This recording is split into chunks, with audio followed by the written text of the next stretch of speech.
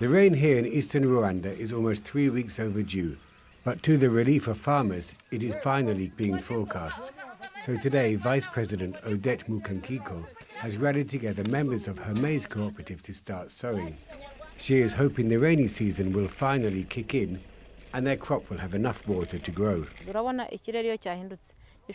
Because of climate change, our yields are lower, and even when it rains, the maize doesn't grow well. In these rural areas, planting cycles have always been determined by the seasons.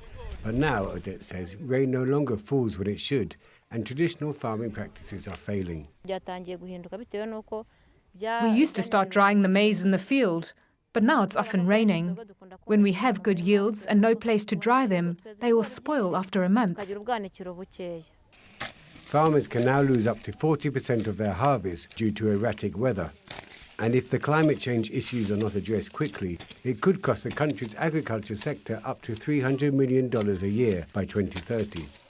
So the International Fund for Agriculture Development, or IFAD, and the Rwandan government have teamed up to help minimize these losses. It is part of IFAD's Climate Change Adaptation Program for smallholder farmers.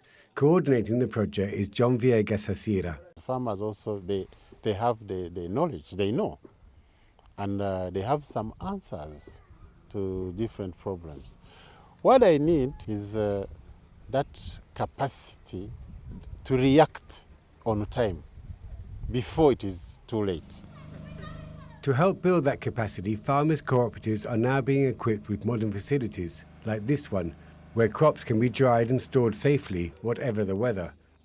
These centres are also business hubs, linked directly to markets and processing plants, where crops are cleaned, processed and stored professionally. Business training is provided so farmers can become market players, capable of delivering large quantities of high-quality produce to both public and private companies. But it is not only crops. Milk production too is being affected by climate change, as Alfred Nisingimana says. When it rains and we have fodder, we get about 13 liters of milk a day, but we get much less when we have long dry spells. Rising temperatures are also challenging dairy production. If not kept cool, milk can go off in 2 hours. So now, every morning, farmers take their milk to a hub, this time a milk collecting centre, where it is stored hygienically and refrigerated. Run by cooperatives, members receive steady incomes from sales and have a loan system set up to get through scarce periods. Alfred and Odette are now better prepared for unexpected weather events, and production is improving. Through maize growing and having access to markets, I started to get more income, and I could afford to get the iron sheets to build this house I'm living in.